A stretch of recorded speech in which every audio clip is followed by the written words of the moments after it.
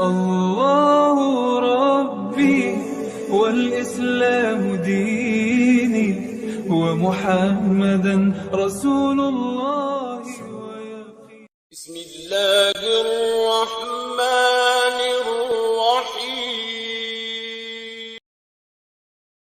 Assalamualaikum warahmatullahi wabarakatuh. Saudaraku yang dirahmati Allah Subhanahu wa Ta'ala, jumpa lagi dengan kami Alwas Channel. Semoga hadirnya kami sedikit membawa manfaat.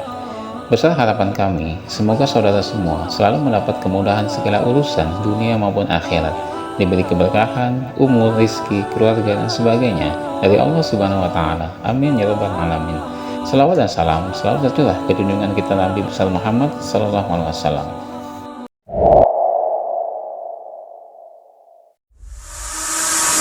Konsep penciptaan alam semesta diungkapkan dalam kitab suci Al-Quran. Firman Allah yang diturunkan tidak hanya sebagai kabar gembira, tetapi juga sebagai pedoman hidup manusia. Dalam Al-Quran, alam semesta didefinisikan sebagai Al-Alamin.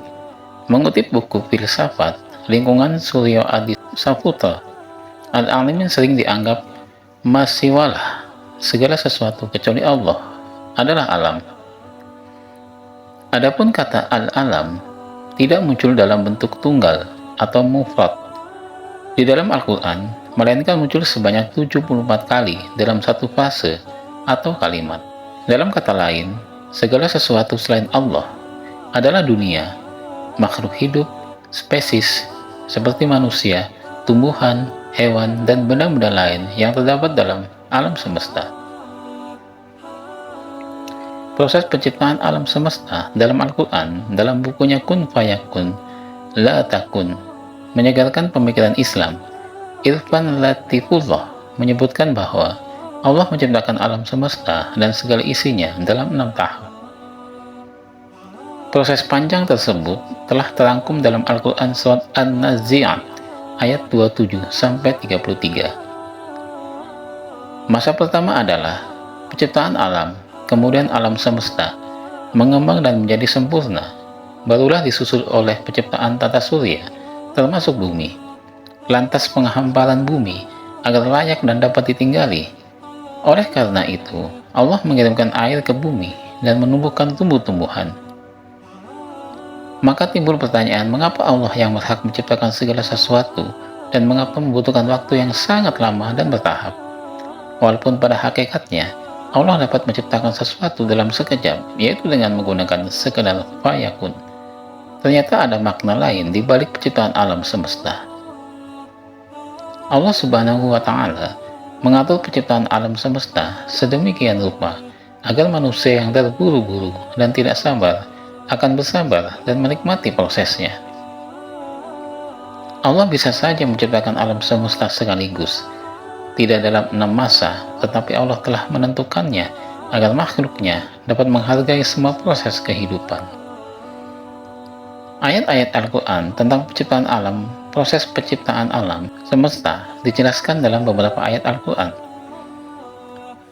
Di bawah ini adalah rangkuman ayat-ayat Al-Quran tentang penciptaan alam semesta. Yang pertama, surat Al-Anbiya ayat 31, yang artinya, dan kami telah menjadikan di bumi ini gunung-gunung yang kokoh agar ia tidak guncang bersama mereka, dan kami jadikan pula di sana jalan-jalan yang luas agar mereka mendapat petunjuk. Yang kedua, surat Fussilat ayat 9-12, yang artinya, katakanlah, pantaskah kamu ingkar kepada Tuhan yang menciptakan bumi dalam 2 masa dan kamu adakan pula sekutu-sekutu baginya?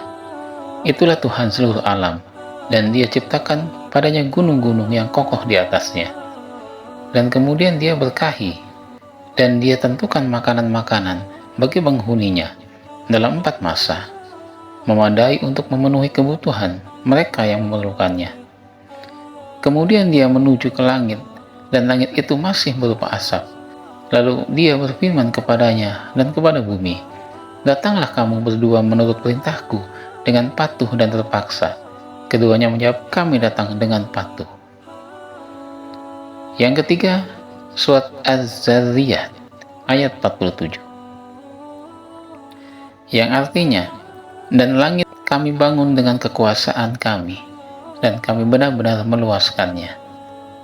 Yang keempat, surat Hud ayat 7. Artinya, dan dialah yang menciptakan langit dan bumi dalam 6 masa, dan arsy-Nya di atas air, agar dia menguji siapakah di antara kamu yang lebih baik amalnya. Jika engkau berkata kepada penduduk Mekah, sesungguhnya kamu akan dibangkitkan setelah mati, nescaya orang kafir itu berkata, ini hanyalah sihir yang nyata. 5. Surat Al-Sajdah ayat 4, yang artinya Allah yang menciptakan langit dan bumi dan apa yang ada di antara keduanya dalam 6 masa. Kemudian dia bersemayam di atas arsy. Bagimu tidak ada seorang pun penolong maupun pemberi syafaat selain dia. Maka apakah kamu tidak memperhatikan? Yang keenam, surat At-Tolak ayat 12, yang artinya Allah yang menciptakan 7 langit dan dari penciptaannya bumi juga serupa. Perintah Allah berlaku padanya agar kamu mengetahui bahwa Allah Maha Kuasa atas segala sesuatu dan ilmu Allah benar-benar meliputi segala sesuatu. Itulah ayat-ayat Al-Quran yang menjelaskan tentang penciptaan alam semesta, termasuk bumi dan isinya. Maknanya mengajarkan manusia untuk mempercayai Allah sambil mencintai alam sebagai bagian dari ciptaan Allah. Wallahu alam. Semoga ada manfaatnya. Assalamualaikum warahmatullahi wabarakatuh.